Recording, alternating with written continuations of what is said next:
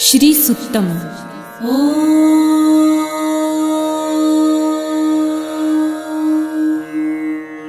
हिरण्यवर्णां हरिणीं सुवर्णरजतस्रजां चन्द्रां हिरण्मयीं लक्ष्मीं जातवेदो म आवह ताम आवह जातवेदो लक्ष्मीमनपगामिनीं यस्यां हिरण्यं विन्देयं गामश्वं पुरुषानहम्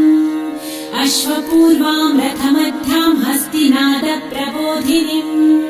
श्रियं देवीमुपह्वये श्रीर्मा देवी जुषताम् कासोस्मितां हिरण्यप्राकाराम् आर्द्रां ज्वलन्तीं तृप्तां तर्पयन्तीं पद्मे स्थितां पद्मवर्णां तामिहोपह्वये श्रियम् चन्द्रां प्रभासां यशसा ज्वलन्तीं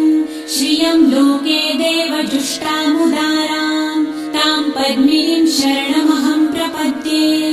लक्ष्मीर्मे नश्यतां त्वां वृणे आदित्यवर्णे तपसोऽधिजातो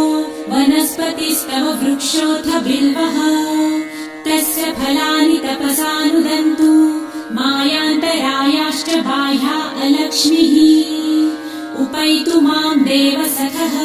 कीर्तिश्च मणिना सह प्रादुर्भूतो सुराष्ट्रेऽस्मिन् कीर्तिमृद्धिं ददातु मे शुत्वपासामलां ज्येष्ठाम् अलक्ष्मीं नाशयाम्यहम् अभूतिं समृद्धिं च सर्वानिर्णुद मे गृहात् गन्धद्वारां दुराधर्षां नित्यपुष्टां करिषिणीम् ईश्वरीं सर्वभूतानां तामिहोपह्वये श्रियम् मनसः काममाकुतिं वाचः सत्यमशीमहि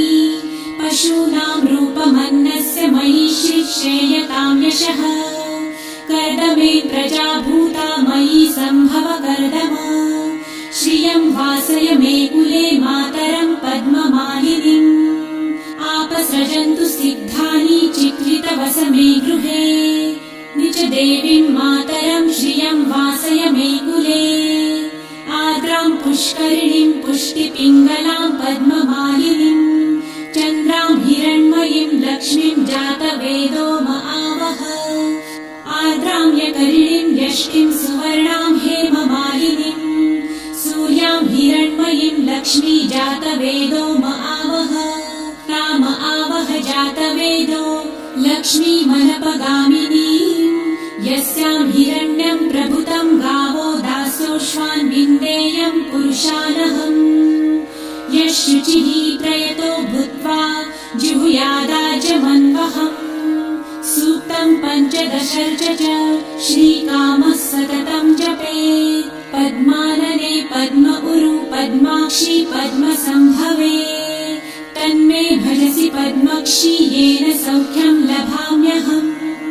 अश्वदायै गोदायै धनदायै महाधने धनं मे लभतां देवी सर्वकामांश्च देहि मे पद्मानने पद्मविपत्रे पद्मप्रिये पद्मदलायताक्षी।